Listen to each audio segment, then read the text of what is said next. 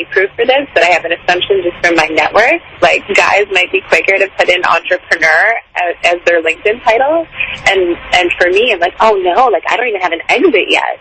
And one of my mentors, like, you don't have to have an exit to be an entrepreneur. We hope you get an exit. But, Logan, what you're doing is entrepreneurship. I'm like, oh, no. Like, I listen to these podcasts. I hear these entrepreneurs. Like, I'm just trying to make this thing work. And they're like, you're an entrepreneur. So in my early 20s, I think I struggled with, am I worthy of this title?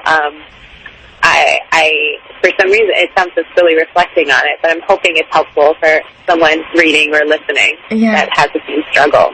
Yeah. Do you remember how long it took you to feel comfortable? Let's say you putting it on your LinkedIn or introducing yourself. How many years into the company that took? Or was it months? Yeah, I want to say a good at least a year into the company, because I kept equating my, I wouldn't say self-worth, but like business title and worth based on the company's traction. So do we have enough student users? Do we have enough revenue? Did we scale enough? Did I deserve this title?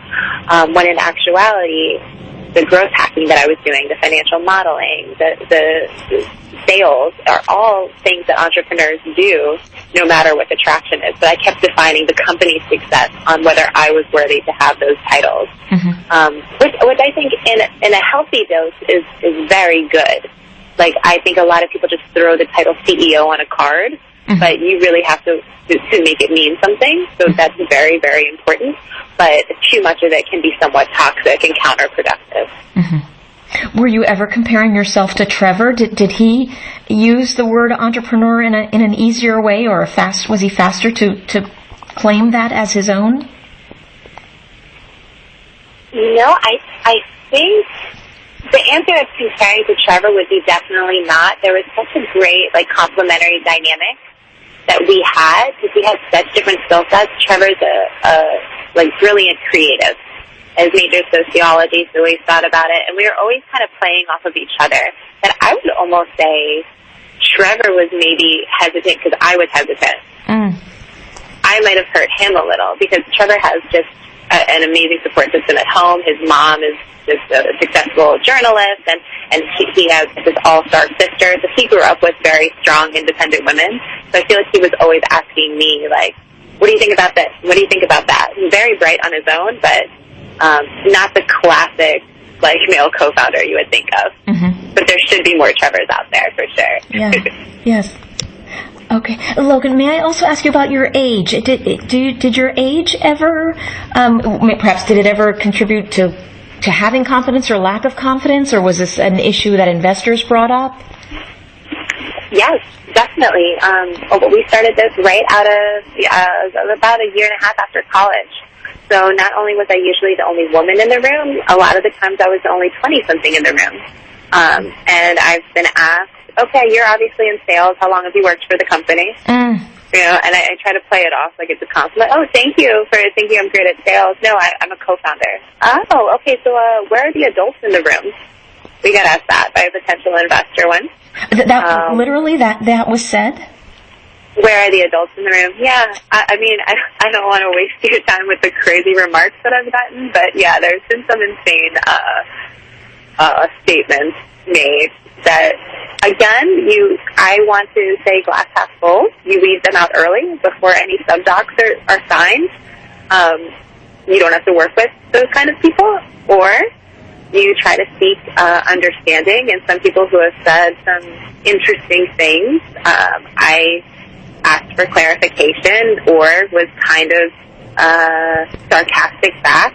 My dad has a very Larry David personality, so I think I grew up with that. And some of those people who weren't crazy inappropriate, but just some of those lines turned into some great investors after, I like to say, set them straight in the first meeting.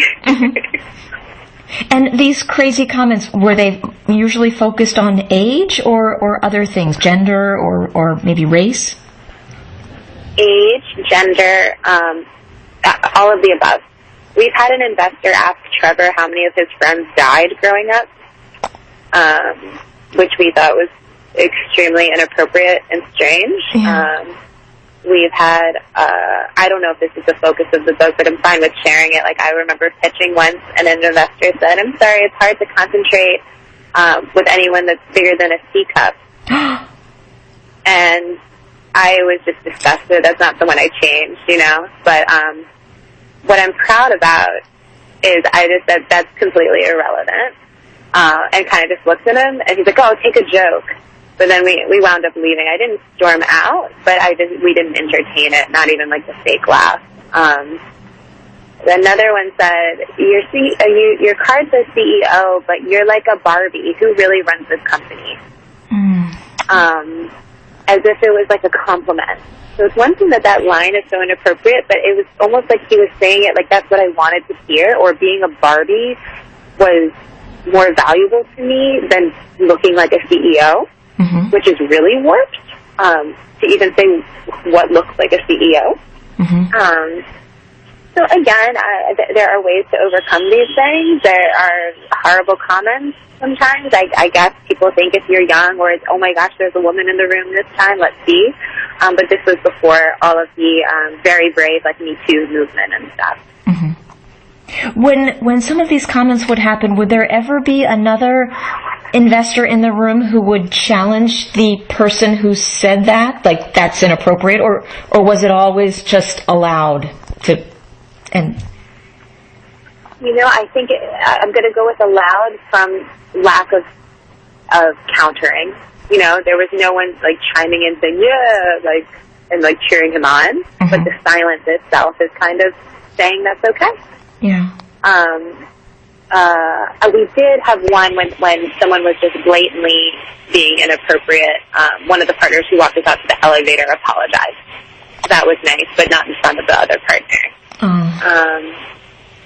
Again, it's horrible that it exists, but I really want to emphasize that, like, you as the entrepreneur have the control. You're offering them an opportunity. Your value isn't reflected on what they see of you or your company. And this is just such a minority of like my experiences. I would say over 85% of my meetings have been solely about the company. Okay. But so 15% is not insignificant. Yeah, no. Even little ways of, I don't know, you ask to meet, and then you find out that they didn't give you the office address. It was like, one time it was like a home address, and I said, oh, it's not the right place. He's like, no, come up. And I was like, oh, no, there's a coffee spot down here. I can meet you here. And he said, oh, wow, really, by the book? And I was like, great, I think I lost this deal now. And he had an attitude that whole meeting. But, like, I don't know, maybe he had a home office, but I was alone. I just don't want to do it. Yeah. And it's the little things like that nothing extremely inappropriate happens, but it's still stuff that women need to think about that I don't think a male entrepreneur is. Maybe a male would have gone right up and closed the deal. I'm not sure. Yeah. Was any of this ever giving you pause that, okay, maybe I should get my advanced accounting degree, or maybe there's another field for me? Did it ever reach that level? You know, I am so strange and maybe stubborn that it actually fed into I need to make this work. Because my goal, of course, is to grow Kudzu, and I can't wait for Kudzu's legacy, because if we succeed, it means that students get value into their lives.